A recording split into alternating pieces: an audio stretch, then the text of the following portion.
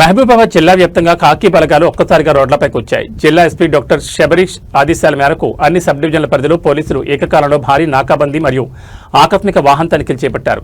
జిల్లాలో శాంతి భద్రతల పరిరక్షణతో పాటు గంజాయి ఇతర మాదక ద్రవ్యాల అక్రమ రవాణాను పూర్తిగా రూపుమాపడమే లక్ష్యంగా ఈ అర్ధరాత్రి ఆపరేషన్ నిర్వహించారు. జిల్లా వ్యాప్తంగా వేల సంఖ్యలో వాహనాలను జరడపట్టగా నెల్లికుదురు ప్రాంతంలో కారులో తరలిస్తున్న భారీ గంజాయి గుట్టట్టయింది. స్వయంగా రంగంలో దిగిన జిల్లా ఎస్పీ క్షేత్రస్థాయి నాకాబందీ పాయింట్లను పరిశీలించారు. మహబూబాబాద్ మరియు తొర్రూరు సబ్ డివిజన్ల పరిధిలో జాతీయ రహదారులు అంతర్జిల్లా సరిహద్దుల వద్ద ఏర్పాటు చేసిన ప్రత్యేక చెక్ పోస్టుల ద్వారా పోలీసులు విస్తృత తనిఖీలు చేపట్టారు. ఇక్కడ డీఎస్పీ నేతృత్వంలో 4 సీఐలు, 18 మంది ఎస్ఐలు, 100 మంది పోలీసు సిబ్బందితో రూట్ మార్చారు. మొత్తం 1985 వాహనాలను క్షుణ్ణంగా తనిఖీ చేయగా నిబంధనలకు విరుద్ధంగా నంబర్ ప్లేట్లు లేకుండా తిరుగుతున్న 74 వాహనాలు గుర్తించి సీజ్ చేయడంతో పాటు చట్టపరమైన చర్యలు తీసుకున్నారు.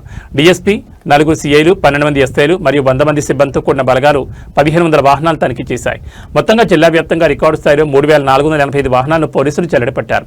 తొర్రూరు సబ్ డివిజన్ పరిధిలోని నెల్లికుదురు ప్రాంతంలో ఆకస్మిక తనిఖీలు చేస్తుండగా ఒక కారు అనుమానాస్పదంగా కనిపించింది.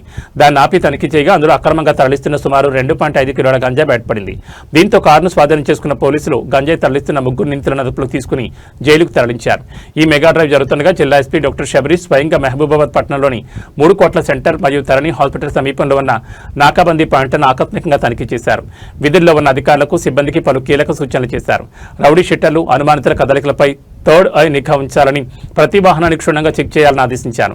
జిల్లాలో గంజాయి విక్రేతలు, అక్రమ రవాణాదారులపై కఠిన చర్యలుంటాయని ఎస్పీ హెచ్చరించారు.